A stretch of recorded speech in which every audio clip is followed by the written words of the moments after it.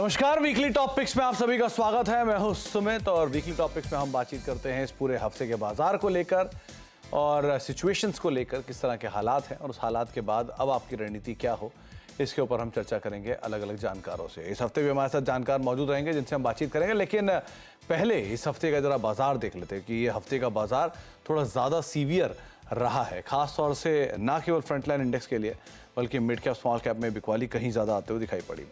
तो पहले कुछ नंबर्स देख लेते हैं। वीकली आधार पर अगर देखा जाए तो सेंसेक्स निफ्टी तो महज 2% के आसपास ही टूटे हैं। ये महज इसलिए बोल रहा हूँ क्योंकि ये जब आप निफ्टी बैंक तक पहुंचेंगे तो 2.5% के आसपास की गिरावट थी, मिड कैप तक पहुंचेंगे तो 4.5% की गिरावट थी, लेकिन स्मॉल कैप तक आते आते करीब 5.5-6% के आसपास तक की गिरावट आपको दिखाई पड़ेगी। तो ब्रॉडर मार्केट्स के अंदर बिकवाली का दौर कहीं ज़्यादा था कंपेरेटिवली फ्रंट लाइन इंडेक्स के। इसीलिए इस हफ्ते सबसे ज़्यादा बिकवाली वहीं आई जहां सबसे ज़्यादा मिड कैप स्मॉल कैप के शेयर है। मिसाल के तौर पे रियल्टी 9.5% के आसपास की बिकवाली यहाँ तो दिखाई पड़ी। पीएसयू करीब 9% के आसपास की बिकवाली यहाँ देखने को मिली। मीडिया और पीएसयू बैंक 8 से लेकर 8.5% तक टूटते हुए दिखाई पड़े और मेटल इंडेक्स करीब 7% टूटा। जहाँ ज़्यादा लार्ज कैप है, मिसाल तौर पे आईटी, वो महज 1% के आसपास टूटता हुआ दिखाई पड़ा। सबसे ज़्यादा बिकवाली पीएसयूज़ में रही, तो उसमें नाल्को ऐसे नाम थे जो कि मिड कैप में बहुत टूटे, 16-17% तक वाइप आउट हो गए।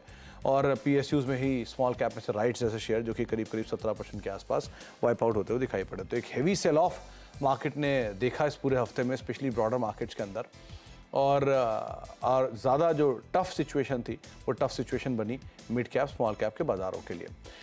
अब इस हफ्ते के बाद अब आपकी रणनीति क्या हो, इस पर बातचीत कर लेते हैं। दोनों जानकार मौजूद हैं हमारे साथ। गौरांग सर भी हैं और साथ साथ नरेंद्र सोलंकी सर भी हैं जिनसे हम बातचीत करेंगे मार्केट्स पर भी और साथ ही साथ उनके इंडिविजुअल पिक्स पर भी। कोशिश की है इस बारी कि हम mid cap non small cap इसमें ही रहने की कोशिश करें कि वहाँ ज़्यादा बेहतर सिचुएशन आपको दिखाई पड़ेगी। गौरांग सर नमस्कार, नरेंद्र सर नमस्कार, आप दोनों को ही स्वागत है कार्यक्रम में। तो पहले तो गौरांग सर मार्केट्स पे एक टेक, क्योंकि बाजार में फ्रंट लाइन इंडेक्स तो थोड़ा बहुत हल्का हुआ लेकिन ज़्यादा सीवियर पेन हमने छोटे मझौले शेयरों में देखा। कितना पेन बाकी है अभी, और शुरुआत है, आगे और बाकी देखने को मिलेगा, क्या करा जाए अभी? बहुत बहुत धन्यवाद सुमित इस मंच पर आमंत्रित करने के लिए और आप सभी को शुभ दिन हमारी तरफ से। तो इतिहास रहा है सुमित, जब कभी भी मझौले छोटे और बहुत ही छोटे सूचकांक या शेयरों में बिकवाली आती है तो इसी प्रकार का रुझान रहता है, छोटे छोटे निवेशकों को निकलने का मौका नहीं मिलता है। तो और जब आप इन क्षेत्र से जुड़े हुए कंपनियों में निवेश करते हैं तो निवेश करने से पहले आपको ये निश्चित रूप से तय करना चाहिए कि क्या आपके पास उतनी जोखिम झेलने की क्षमता है या नहीं है। अगर नहीं है तो दिग्गजों में ध्यान दें, भले कम क्वांटिटी में कम मात्रा में शेयर खरीदें लेकिन अच्छी कंपनी के शेयर खरीदें। और अगर आपको फिलहाल वहां पर जाना ही है तो फिर आपको किसी भी तरह की शिकायत नहीं करनी। और ये भी वास्तविकता है, जब आप ये पूरी सूची बता रहे थे क्षेत्र के आधार पर, सूचकांक के आधार पर सुमित, तो पिछले 6 महीने 12 महीनों में, यानी कि साल भर में पिछले अगर आप देखने जाए तो इन सब कंपनियों में 50, 100, 150, 200 गुना इजाफा भी हुआ है। तो अगर 15-20% का करेक्शन भी आता है तो उसमें कौन सी बड़ी बात है। मेरे ख्याल से किसी को शिकायत नहीं करनी चाहिए। एक महत्वपूर्ण बात हम बोल रहे हैं कि हम सर्वोच्च स्तर के आसपास है सुमित और चुनाव सर पर खड़ा है। ऐसी परिस्थिति में मेरे ख्याल से उठापटक जो है, जैसे जैसे हम चुनाव के तारीख की घोषणा मेरे ख्याल से कल होगी और जैसे जैसे वो दिन नजदीक आएंगे ये उठापटक और बढ़ेगी, जब तक निर्णायक तरीके से चुनाव के नतीजों की घोषणा नहीं हो जाती और हमें स्पष्टीकरण नहीं मिल जाता। तो अगर आपके पास जोखिम झेलने की क्षमता है, मुनाफा मिल रहा है, तो मुनाफा समेट करके साइड पे बैठ जाइए। नतीजे आने के बाद फिर से बाजार में आइए, तब शायद आपको 10-15% ऊपर खरीदने मिलेगा। लेकिन आपके पास मेरे ख्याल से पारदर्शिता होगी और एक नजरिया होगा लंबी अवधि के लिए। और अगर आप जोखिम झेल सकते हैं, बने रहें, उठापटक में बहुत सारे मौके आएंगे आपको निवेश करने के लिए। तो सिचुएशन तो है, हाँ थोड़ी प्रेशर ज़रूर है मार्केट में, लेकिन ये बात सही है कि जब जब बाजार में ज़ोरदार तेज़ी आई है तो उसके बाद प्रॉफिट टेकिंग बनती भी है। तो ये प्रॉफिट टेकिंग का हिस्सा है। अच्छे स्टॉक्स नीचे के लेवल पे चुनिए और उसका हिस्सा बने रहिए, वो ज़्यादा बेहतर है। नरेंद्र सर, आप भी मानते हो क्या कि थोड़ा बहुत तो रहेगा मार्केट में प्रॉफिट टेकिंग अभी, और रेंज बाउंड ही शायद इंडेक्स रहे, लेकिन ओवर हीटेड स्पेस थोड़ा हल्का होगा और जहाँ वैल्यू मिल रही है वहाँ पर एंटर किया जा सकता है? जी गुड इवनिंग सुमित जी। जी बिल्कुल, जिस हिसाब से करेक्शन हमने देखी है तो वॉलेटिलिटीज एक्सपेक्ट कर सकते हैं कंटिन्यू रहेंगी मार्केट्स में। जिस हिसाब के अभी हम लोग इलेक्शन सीजन में एंटर कर रहे हैं, प्लस ग्लोबली भी हम देख रहे हैं जिस हिसाब से कमेंट्स वापस से रशिया यूक्रेन वहाँ पे थोड़ा सा गर्माहट दिखती है, तो थोड़ा वॉलेटाइल सीजन रह सकता है नेक्स्ट 2-3 वीक्स। और मिड कैप्स स्मॉल कैप्स में जो हमने करेक्शन देखी है तो उससे काफी, अगर आप स्टॉक स्पेसिफिक देखेंगे तो कुछ हद तक डेफिनेटली वैल्यूएशन में कमी आई है, तो एक वहाँ पे स्टॉक स्पेसिफिक अपॉर्चुनिटीज हमको देखने को मिलेंगी आगे आने वाले दिनों में। और क्योंकि ऑब्वियसली एक हाई रिस्क की स्पेस है, तो इसमें छोटे जो इन्वेस्टर्स हैं उनको एक अपना गोल लेके बेशक होके चलना पड़ेगा कि आपको उनसे रिटर्न कितना चाहिए, क्योंकि आप बिल्कुल टॉप या बॉटम टाइम नहीं कर सकते। तो आपका एक जो रिटर्न एक्सपेक्टेशन है वो अगर मीट होता है तो आपको जब ये स्टॉक्स जब चल रहे होते हैं उसी समय एग्जिट करना होता है, वरना आप जब ये गिरना स्टार्ट होगा तो आपको एग्जिट नहीं मिलता है बहुत सारे स्टॉक्स में, बिकॉज सबका लगभग मार्केट का यही एक्सपेक्टेशन होता है कि हम पहले निकले। तो आपको स्ट्रेटेजी और गोल लेके चलना पड़ेगा कि हमारी एंट्री क्या होगी और हमको कितना मैक्सिमम रिटर्न एक्सपेक्टेशन है, वो मीट होने पे आपको निकलना पड़ेगा और दूसरी अपॉर्चुनिटी ढूंढनी पड़ेगी। तो डेफिनेटली आने वाले कुछ टाइम में वॉलेटाइल रह सकता है और कंसोलिडेट हो सकता है मार्केट इस तरह से। तो वोलेटिलिटी तो रहेगी, ये बात तो सही है, लेकिन सही समय पर जितना आपने पहले से आकलन करके रखा है अपने टारगेट्स को, उनको आप निकालिए और अच्छे अच्छे स्टॉक के साथ बने रहिए, ज़्यादा बेहतर रणनीति रहेगी। अब अच्छे अच्छे स्टॉक्स की बात हो रही है, शुरुआत कर लेते हैं कुछ स्टॉक्स की भी। तो गौरांग सर, आज रिक्वेस्ट की थी हमने आपसे कि आप छोटे मझौले शेयरों में ही सीमित रहें, क्योंकि यहाँ ज़्यादा लोगों को तकलीफ है, जहाँ ज़्यादा लोगों को वैल्यू दिख रही है। सो क्या करना चाहिए? पहला नाम आपकी तरफ से। कसौटी पर खड़ा करना तो आपकी आदत पड़ चुकी है और हमें भी आदत पड़ चुकी है। अभी जब कभी भी ऐसा माहौल होता है तो हम भी प्रयास करते हैं सुमित के अच्छे बुनियादी तर्क के आधार पर। तो एक छोटी कंपनी है स्पेशलिटी और एग्रोकेमिकल्स की, स्मॉल कैप कंपनी जिसे हम कहते हैं, विनती ऑर्गेनिक्स। काफी सारे डाइवर्सिफाइड प्रोडक्ट्स तो है ही इनके पास, लेकिन दो स्पेशलिटी केमिकल्स में इनका अंतरराष्ट्रीय स्तर पर मार्केट शेयर एक में 70% है, दूसरे में 80% है। और अगर आप तुलना भी करें तो स्पेशलिटी और एग्रोकेमिकल्स की जो क्षेत्र के आधार पर भी और कंपनी के आधार पर भी रुझान जिस प्रकार से बाजार का था उससे थोड़ा बहुत विपरीत था। और विनती ऑर्गेनिक्स इसमें ऐसी कंपनी है जिसमें एक बहुत ही दायरेबंद और सीमित कारोबार देखा है, जहां पर कामकाज कर रहा है करीबन 1580 के आसपास। हमें लग रहा है कि अगर आपके पास समय की पाबंदी नहीं है और अगर आप 18 महीने 16 महीने या 18 महीने निवेशित रह सकते हैं, आप अपना समय दे सकते हैं, तो करीबन 1850 तक के लक्ष्य हमने निर्धारित किए। और तीसरी तिमाही के नतीजों के बाद मैनेजमेंट ने कुछ टिप्पणियां दी थी अपनी विस्तार योजनाओं को लेकर के और नए प्रोडक्ट लॉन्चेस को लेकर के, तो ये कुछ सकारात्मक सा अंदेशा दे रहे थे। तो विनती ऑर्गेनिक्स बहुत समय से चला भी नहीं, एक दायरे के अंदर कामकाज भी कर रहा है और वैल्यू वाइज भी थोड़ा बेटर हुआ है पहले कंपैरिजन में, तो आप खरीदारी कर सकते हैं 1850 के टारगेट्स के लिए। नरेंद्र सर, आपकी तरफ से पहला नाम। जी, हमारा पहला नाम लार्ज कैप स्पेस से रहेगा, आईसीआईसीआई बैंक है। इसको आप खरीद के चल सकते हैं, 1234 का टारगेट है। और बैंक की अगर आप परफॉर्मेंस देखें तो स्टेबल परफॉर्मेंस है, हेल्दी लोन बुक का ग्रोथ दिखा है बैंक ने, खासकर रिटेल और एसएमई स्पेस में। और जो एनआईएम कंप्रेशन भी जो एक्सपेक्टेड था वो कम हुआ है मार्केट की एक्सपेक्टेशन से। और जो कॉस्ट ऑफ रिटेल डिपॉजिट है वो भी काफी स्टेबल है। तो एसेट क्वालिटी भी देखें तो काफी स्टेबल है और आउटलुक जो उसमें हमको फेवरेबल दिख रहा है आगे आने वाले कुछ क्वार्टर्स के लिए। तो इसमें डेफिनेटली आप लॉन्ग टर्म के लिए इन्वेस्ट करके चल सकते हैं। हमारा टारगेट है 1234। तो बैंक से आईसीआईसीआई बैंक डे हाई के आसपास तो वैसे ही बंद हुआ, लेकिन अदरवाइज भी अगर आप लॉन्ग साइड पे जाना चाहते हैं तो 1234 के टारगेट्स के लिए आप यहाँ पे खरीदारी कर सकते हैं। गौरांग सर, दूसरा नाम मिड कैप स्पेस से। दूसरा नाम मिड कैप स्पेस से होगा स्मॉल फाइनेंस बैंक्स, आप कह सकते हैं माइक्रो फाइनेंस, आप कह सकते हैं एमएफसीज कर सकते हैं इसको। वो है क्रेडिट एक्सेस ग्रामीण। और ये क्षेत्र जो है वो मेरे ख्याल से काफी उभरता हुआ क्षेत्र होगा आने वाले समय में, जिस प्रकार से सरकार भी प्रोत्साहन दे रही है एसएमईज एमएसएमईज को, छोटे कारोबारियों को। और सबसे अच्छी बात यह है सुमित के इनके जो ऋण की साइज होती है, जो मात्रा होती है, वो बहुत छोटी होती है।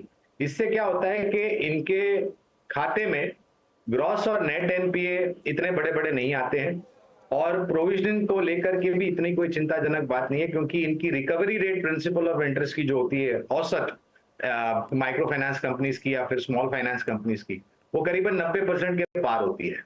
तो ये सभी समीकरण और ऋण की मांग हमें लग रहा है सुमित के धीरे धीरे करके बढ़ती जाएगी, और जिस प्रकार से हमारा जो भारतवर्ष है वो आगे बढ़ रहा है, तो ऋण तो सभी को लगेगा, loans will definitely be in demand. तो लोन बुक ग्रोथ भी होगी, मुनाफा भी बढ़ेगा, मार्जिन भी बढ़ेंगे। लक्ष्य के रूप में अगर आप हमें पूछते हैं तो करीबन 1570-1580 तक के लक्ष्य, 1570-1580 तक के लक्ष्य क्रेडिट एक्सेस ग्रामीण में निर्धारित किए।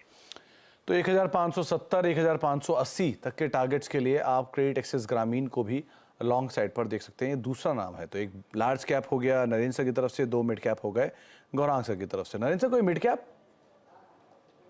जी बिल्कुल, हमारा जो अगला स्टॉक है वो मिड कैप स्पेस से ही है। कंपनी का नाम है CG power and industrial solutions, और कंपनी के अगर बिजनेस की बात करें तो इंडस्ट्रियल्स में है कंपनी, एक्टिव मोटर्स के स्पेस में है, रेलवेज में है, और कंपनी की ऑर्डर्स की भी काफी अच्छी हेल्दी है। और अगर आप ओवरऑल मैक्रो की बात करें तो गवर्नमेंट ऑफ इंडिया का जो फोकस है मेक इन इंडिया और इंडिया को एक मैन्युफैक्चरिंग हब बनाना, तो यहाँ पे आपको पावर सिस्टम्स, चाहे वो ट्रांसफॉर्मर्स हो, इलेक्ट्रिक मोटर्स हो, ये सब आपको इंडस्ट्रियल्स में कंज्यूम होने ही वाले हैं, और इनमें काफी अच्छी लॉन्ग टर्म ग्रोथ रहने ही वाली है। दूसरा जो एक रीसेंट अनाउंसमेंट कंपनी का आया है वो आया है सेमीकंडक्टर स्पेस में, जहाँ पे company as a phosphate provider एक प्लांट लगाएगी गुजरात में, जो कि एक बेहतरीन लॉन्ग टर्म स्ट्रेटेजी है कंपनी की, जो कि काफी अच्छा फायदा देने वाली है। तो इसमें आप डेफिनेटली लॉन्ग टर्म के लिए बाय करके चल सकते हैं। हमारा इसमें जो टारगेट प्राइस है वो 545 रुपीज है। तो CG power and industrial solution Murugappa group की कंपनी है, और एक बड़ी टर्न अराउंड स्टोरी के बाद अब अपने आप को होल्ड कर रही है, धीरे धीरे एक्सपैंड कर रही है, और अब सेमीकंडक्टर कारोबार में भी एक्सपैंड करते हुए। तो 545 के टारगेट्स के लिए आप इसके ऊपर भी नजर बना के रख सकते हैं। 4 स्टॉक पे बातचीत हो चुकी है, 2 स्टॉक पे चर्चा करना बाकी है। एक ब्रेक का वक्त है, ब्रेक के बाद लौटते हैं और दोनों जानकारों से उन स्टॉक्स के ऊपर बातचीत करते हैं। हम बातचीत कर रहे हैं इस पूरे हफ्ते के बाजार में, और इस पूरे हफ्ते के बाजार में जहां बहुत ज़्यादा बिकवाली आते हुए दिखाई पड़ी है फ्रंटलाइन इंडेक्स में, तो लेकिन उसके कहीं ज़्यादा बिकवाली थी जितने आप छोटे कैपिटल में जाएंगे, यानी कि मिड कैप में, उससे ज़्यादा स्मॉल कैप में, माइक्रो कैप में, और धीरे धीरे आप एसएमई साइड जाएंगे तो और ज़्यादा बिकवाली दिखेगी। तो इस बिकवाली में रणनीति क्या हो, और साथ ही साथ कौन कौन से स्टॉक्स पे हम बातचीत कर रहे हैं, मतलब आप दांव लगा सकते हैं, इस पर हम बातचीत कर रहे हैं। गौरांग सर, नरेंद्र सर हमारे साथ मौजूद भी हैं। तो नरेंद्र सर, आपकी तरफ से अब वो तीसरा नाम कौन सा रहेगा? जी, हमारा जो तीसरा नाम है वो भी इंडस्ट्रियल सेगमेंट में ही है। कंपनी का नाम है इलेक्ट्रो स्टील कास्टिंग्स, और कंपनी का जो बिजनेस है वो डक्टाइल आयरन पाइप्स है, डक्टाइल आयरन फिटिंग्स है, कास्टिंग्स है आयरन पाइप्स की, और इनका जो यूजेज है वो काफी वास्ट है।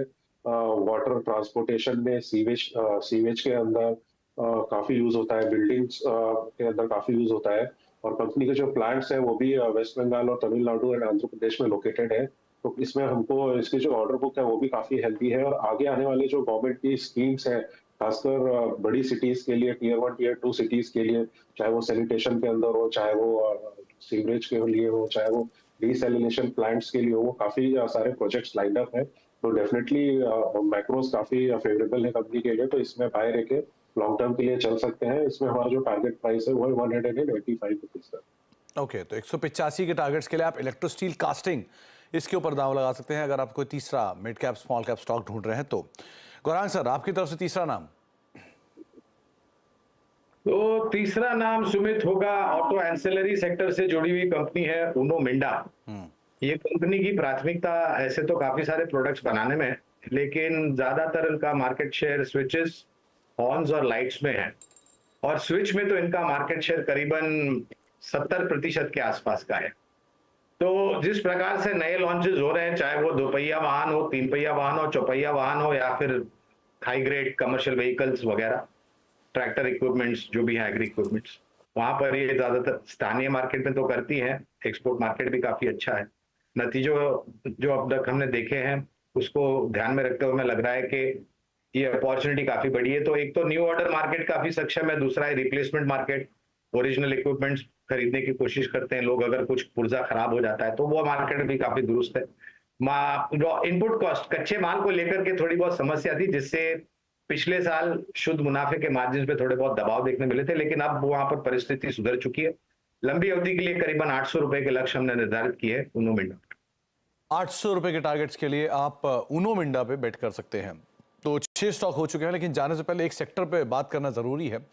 तो नरेंद्र सर, एक बारी राय दीजिए अपनी पीएसयू स्पेस पे। ये पूरा स्पेस इस पूरे हफ्ते बहुत टूटा है, खास तौर से जितनी छोटी मझौली कंपनियां हैं वो सब। तो जो एक तरफा तेज़ी थी वो थोड़ी स्टीम अब फिजल आउट हुई है, या पिक एंड चूज़ करने की ज़रूरत है, या अभी बने रहे इंटैक्ट? क्या करें यहाँ पर? जी, डेफिनेटली पिक एंड चूज करने की जरूरत है। लास्ट टाइम भी हमारी इस सेक्टर पे बात हुई थी, तो डेफिनेटली पीएसयूज कंपनीज में टर्न अराउंड आया है। और जिस हिसाब से उनकी हिस्टोरिकली परफॉर्मेंस हुआ करती थी, जहाँ पे आपको मिस डिलेड परफॉर्मेंस दिखाई देती थी, प्रोजेक्ट डिलेज दिखाई देते थे, मैनेजमेंट का जो फाइनेंशियल अलोकेशन है वो थोड़ा अच्छा नहीं दिखाई देता था, उस हिसाब से मार्केट्स उनकी जो वैल्यूएशन है वो डिस्काउंट पे करता था उनके प्राइवेट पीयर्स के मुकाबले। लेकिन लास्ट 2-3 साल में हमने देखा है कि वहाँ पे उनकी जो इंटरनल परफॉर्मेंस है, चाहे वो ऑपरेशनल हो या फिर उनकी फाइनेंशियल परफॉर्मेंस, वो काफी इंप्रूव हुई है। तो डेफिनेटली जो पी री रेटिंग थी वो मार्केट ने दिखाया हमको, उसी का नतीजा हमको मिला पीएसयू में रैली आने का। लेकिन उस रैली के पीछे पीछे अभी भी काफी सारे स्टॉक्स हैं जो ahead of the fundamentals run up हमको देखने को मिले, और उसी का नतीजा हमको देखा कि प्रॉफिट बुकिंग जब इनके अंदर आई तो काफी सीवियर प्रॉफिट बुकिंग आई। लेकिन यहाँ पे जो अच्छे स्टॉक्स हैं, जो बड़े स्टॉक्स हैं, जिनकी परफॉर्मेंस शुरू से बेहतरीन रही है, और हमारा इसे मानना है कि जो प्लेटफॉर्म बेस्ड और प्रोडक्ट बेस्ड पीएसयू कंपनीज है वो अभी भी बेहतर करती रहेंगी, और उनमें आप रह सकते हैं। और स्टॉक स्पेसिफिक जब भी डिक्लाइन मिले तो आप निवेश कर सकते हैं। तो स्टॉक स्पेसिफिक स्टोरीज जैसे बनाते रहिए, लेकिन हाँ, बहुत पिक एंड चूज करने की जरूरत यहाँ पर है। गौरांग सर, इसी का दूसरा पहलू है ओएमसीज। चुनाव सामने है, पीएसयू भी है, चले भी हैं, और टूटे भी आज बुरी तरह हैं। तो इसको कैसे रीड करें अब? 2 महीने पहले 10 रुपए प्रति लीटर की कटौती की बात आई थी सूत्रों के द्वारा। 10 रुपया, माफ कीजिएगा, 10 रुपया प्रति लीटर पेट्रोल में कटौती आने वाली थी, और 10 रुपया प्रति लीटर डीजल में। 2 महीने हो गए, कुछ नहीं हुआ। चुनाव नजदीक आ रहे हैं। कल देर शाम, आज सुबह स्पष्टीकरण आया 2 रुपए प्रति लीटर, और संभावना ये है सुमित के शायद और एक कटौती आ सकती है। ये हमारा मानना है, ये हमारी विचारधारा है। और आज हमने टिप्पणियां भी सुनी इंडियन ऑयल के तरफ से, मैनेजमेंट के तरफ से, कि ये कटौती के बाद कोई बहुत बड़ा नुकसान इनके शुद्ध मुनाफे के ऊपर होगा, इसकी संभावना बहुत कम लग रही है। अब आज से लेकर के चुनाव के पहले तक, जब तक कोड ऑफ कंडक्ट निर्णायक तरीके से स्पष्ट रूप से लागू नहीं हो जाता, अगर सरकार और एक कटौती करती है तो शायद तब परिस्थिति क्या है और कितनी कटौती आती है वो देखना जरूरी होगा।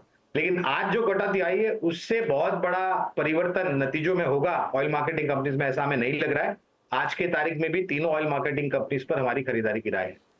तो यहाँ पर माहौल थोड़ा सा टर्मोइल भरा है, लेकिन अदरवाइज सिचुएशन में उतना कोई ख़राब हालात नहीं है। ये ज़रूरी थे पूछने, इसलिए इसके ऊपर बात करनी ज़रूरी समझी गई।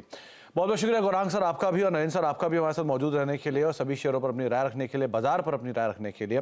एक बार जरा क्विक रैप कर लेते हैं। नरेंद्र सर की तरफ से जो नाम बताए गए, पहले गौरांग सर के नाम है। विनाती ऑर्गेनिक्स, यहाँ पर आप खरीदारी कर सकते हैं 1850 के टारगेट्स के लिए। क्रेडिट एक्सेस ग्रामीण दूसरा नाम है 1570 के टारगेट्स के लिए, और उनो मिंडा ये तीसरा नाम है जिसको आप 800 रुपये के टारगेट्स के लिए देख सकते हैं। और दूसरी तरफ आईसीआईसीआई बैंक से शुरुआत की नरेंद्र सर ने करीब 1234 के टारगेट्स के लिए। सीजी पावर, इस पर आप लॉन्ग जा सकते हैं 525 रुपये के, 545 के टारगेट्स के लिए।